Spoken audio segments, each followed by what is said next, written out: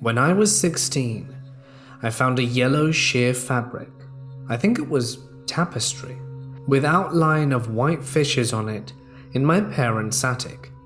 It was summer, my room tends to get hot, so I ended up using it as a blanket of sorts. My parents have no recollection of it or why it was in our home. I remember one night as I was trying to look for it, and it seemed like it had vanished. I didn't really think much of it. I thought maybe my mum misplaced it when she washed it. I guess a few months passed and I remembered and wondered what had happened to it. My dad, turns out, burnt it. He said that one night he went to check on me and my sister as we shared a room and slept in separate twin beds. He told me that when he looked at my bed, it seemed like no one was sleeping there. He got closer as he was worried, and I was there. He said the more he got closer, he noticed it looked like I was wrapped with pitch black darkness, which really freaked him out, because my bed was against two big windows and I purposely had really sheer curtains so that the moonlight and sun would brighten my room. But somehow, with the moonlight shining, I remained to look like darkness. My dad removed the blanket off me to make sure I wasn't passed out under it. He said he later looked at the blanket to see why the hell a sheer yellow blanket would do that. He said the white fishes didn't look like fishes at all. He described it as looking like the skeleton of fishes with something inside the bellies trying to get out. That's when he decided to burn it. Honestly, I don't know what to think to this day. I never felt anything wrong with the blanket itself. I really think my dad was just being dad, as he's a man of faith, and around that time he was listening to a sermon of objects being able to retain spirits. Matthew 8:24-34 is what I remember him bringing up. I'm just wondering if anyone might have experienced anything like this. I'm not sure if the blanket was cursed, but whatever my dad thought, it was enough to burn the damn thing. Then again, my dad can be very extreme when it comes to things. I'd just like to know someone else's thoughts. When my sister was quite young, our grandmother bought her a porcelain doll. The doll wasn't anything special. It wasn't an antique or anything like that. It was just one that you would buy at a novelty shop. It was on a stand and couldn't be moved without possibly breaking it. She had this doll for a few years before my parents divorced. After the divorce, we moved in with our mother in a poor neighborhood in Alton, Illinois. The house felt strange. It also had a strange smell. My sister put the doll in one of the built-in cabinets in the wall, and that's where she stayed for the first few days. At first, we started to notice small changes about where she was or how she was positioned differently than she was before.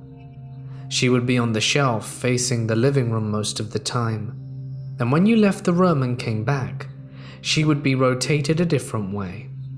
Okay, we thought. Mum's probably messing with us.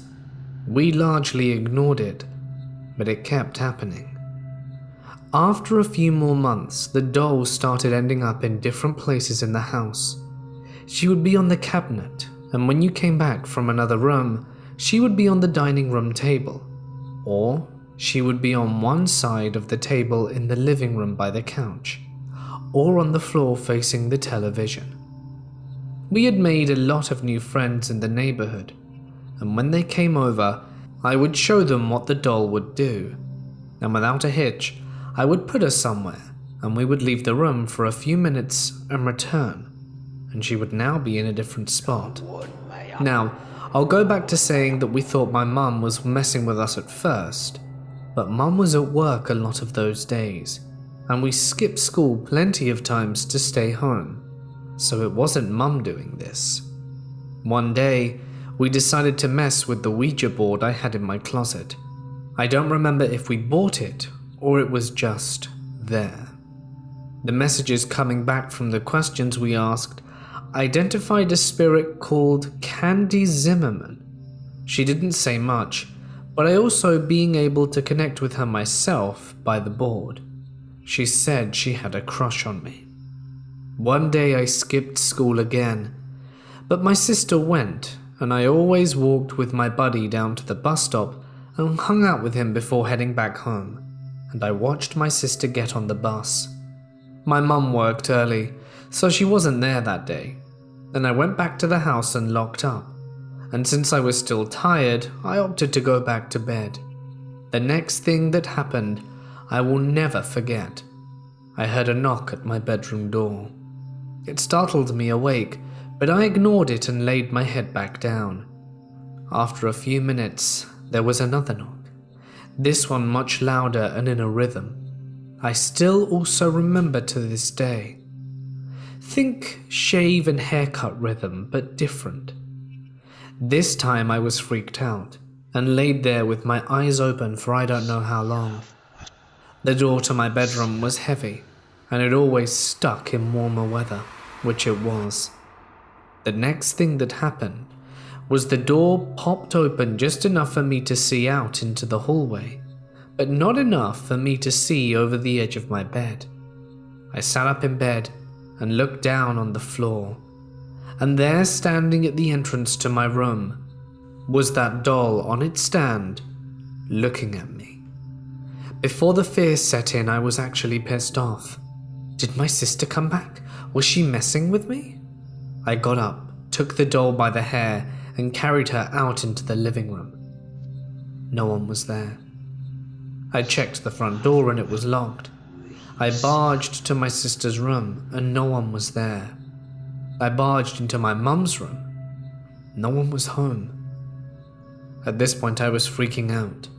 I took the doll to my sister's room and threw her in the closet. I buried her in a stack of bags full of old clothes and boxes of junk and shut the door. I spent the rest of the day sitting on the front porch, waiting for Mum to come home. It never happened again, and I made sure to have a friend or local Wiccan bind the Ouija board which she kept.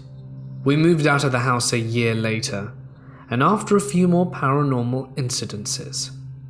As for the doll, after we moved back in with my father, she was in my bedroom closet for about 5 years.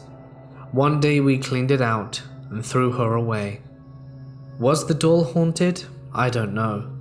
It could have just been that house, and whatever it was, moving things around. About 10 years ago or so, my family and I brought back these small vases, who we were told were 400 years old from Machu Picchu. The vases were made from mud and had a face carved on them. We were given them by a family friend who said he wanted to give us something special for visiting Peru.